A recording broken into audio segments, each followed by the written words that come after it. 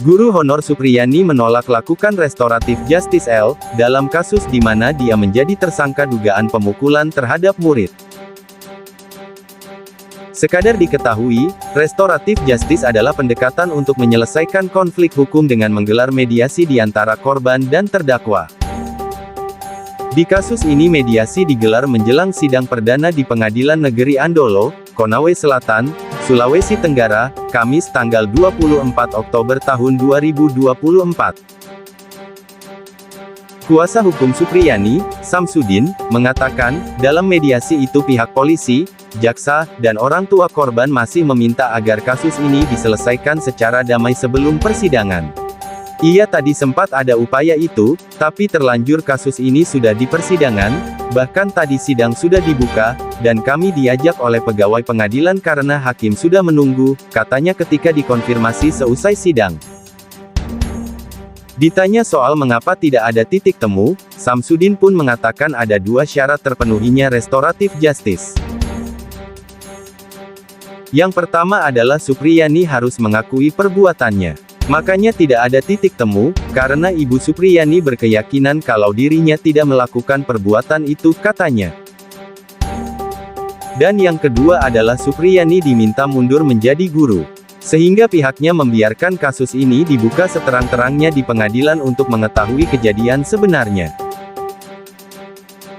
Itu semua nanti kita akan buka di persidangan secara terbuka, katanya. Sikap Supriyani ini berkebalikan saat pertama kali kasus ini diusut. Saat itu Supriyani sampai mendatangi rumah orang tua muridnya, Aibda WH, untuk meminta maaf. Menurut cerita Kastiran, 28, suami Supriyani, istrinya sempat meminta maaf meskipun tidak melakukan pemukulan tersebut. Namun, orang tua murid yang berprofesi sebagai polisi meminta uang damai kepada Supriyani sebesar 50 juta rupiah. Karena tidak bisa memenuhinya, Supriyani pun ditetapkan sebagai tersangka dan ditahan. Kastiran 38 mengatakan, ia mulanya mendapat panggilan dari penyidik di Polsek Baito pada Jumat, tanggal 26 April tahun 2024. Ketika itu polisi meminta kontak Supriyani. Polisi pun memberitahu Katiran bahwa istrinya dilaporkan salah satu orang tua murid karena dituduh melakukan pemukulan kepada muridnya. Supriyani merupakan guru honorer di SDN 4 Konawe Selatan, Provinsi Sulawesi Tenggara. Ketika Supriyani dan Katiran datang ke Polsek Baito, mereka bertemu murid dan orang tuanya. Ayah murid itu adalah Kanit Intel Polsek Baito Aibda WH. Supriyani dituduh memukul muridnya yang masih duduk di kelas 1A pada Rabu, tanggal 24 April tahun 2024. Murid itu mengaku pahanya dipukul Supriyani menggunakan sapu ijuk hingga memar.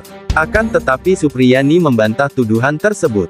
Sebab, ketika kejadian ia tengah mengajar di kelas 1B, berbeda dengan kelas korban.